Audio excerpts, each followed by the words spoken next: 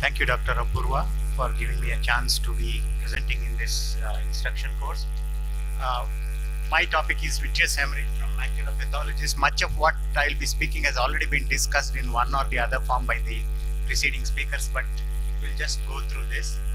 So most cases of vitreous haemorrhage from macular pathologies are usually the breakthrough bleeds, or what I have termed this as an implosion, whereas where the pathology is within the retina, and then it's a kind of an inside-out kind of a mechanism by which the blood from the subretinal space under pressure, when the volume of the blood is too much, rips through the retina, and then you have a vitreous haemorrhage. Common causes for such an occurrence are wet ARMD, and broadly in wet ARMD, PCV and RP rips are the main causes for such breakthrough bleeds.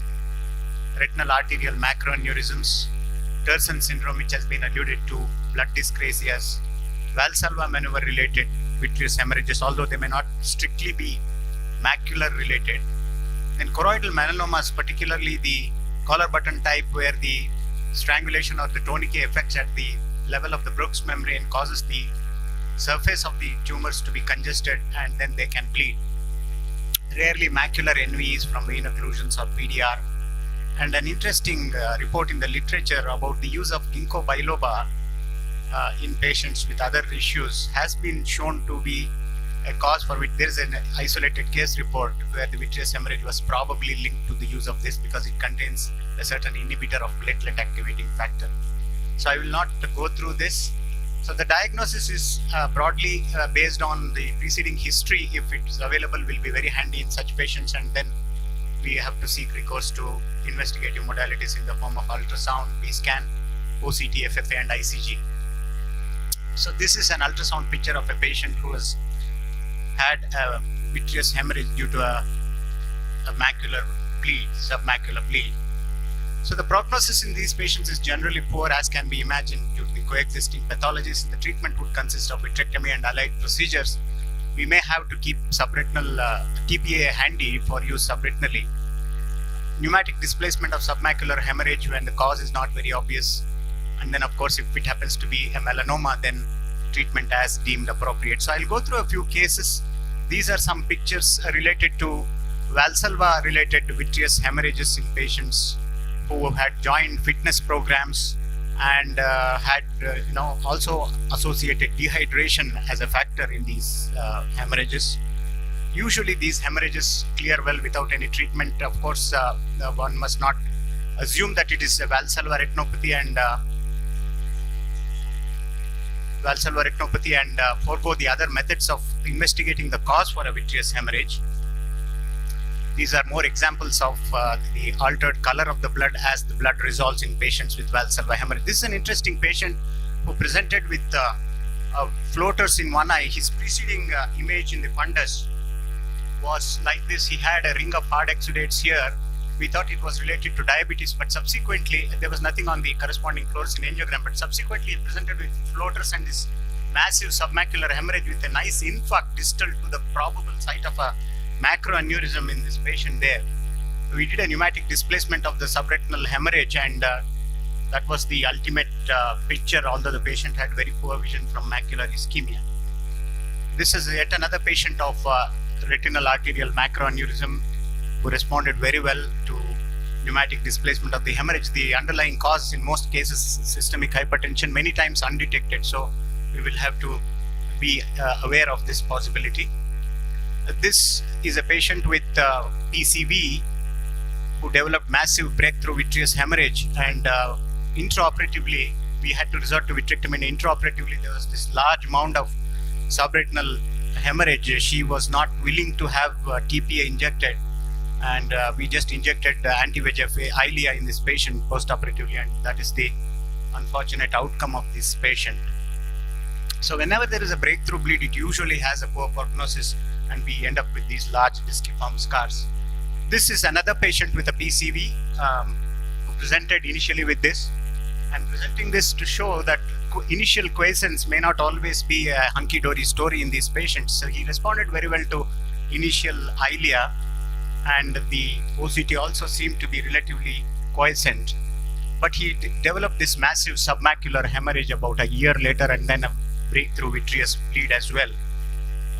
but he was not willing for surgery. We continued with anti-VEGFs again, and these are the pictures in the end. He fortunately retains reasonably good vision, 636, despite the hurricane course within the eye.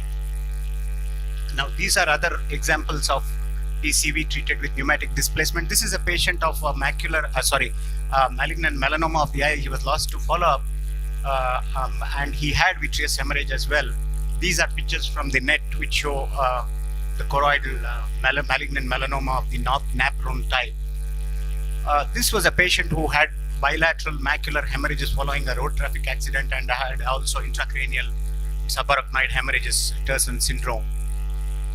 Of course, as I was saying, many patients with an isolated branch retinal vein occlusion with a new vessel along the upper temporal or the lower temporal arcades may also have macular bleed, and these patients need to be treated with appropriate lasers, or even diabetics with a macular NVE within the arcades can bleed, and then we treat them usually with a PRP.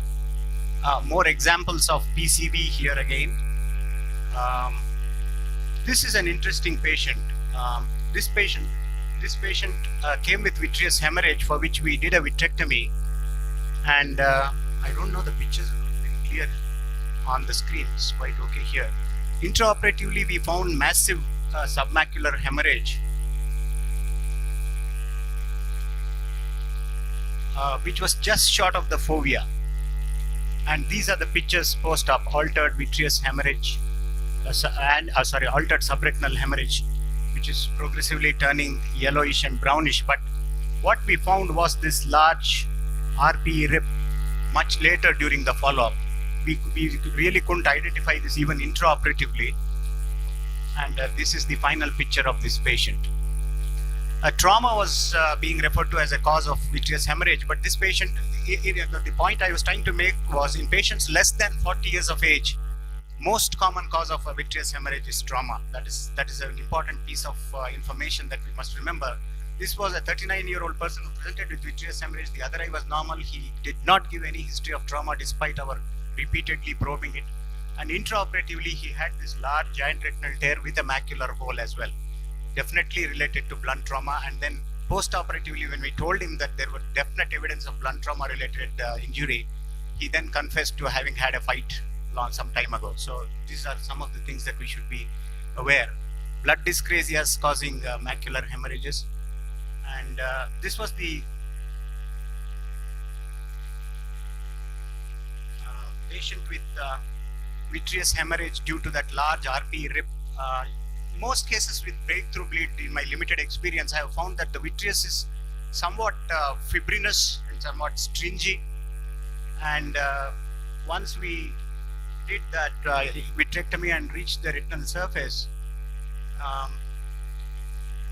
this was the subretinal bleed, and since the edge was just below the fovea, we decided not to do anything, because in the process of injecting something subretinally, then we may detach and the fovea may get detached. So as it turned out, it was due to a large RP rip in this patient.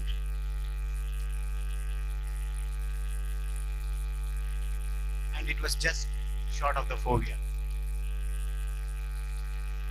Thank you very much for your patient hearing.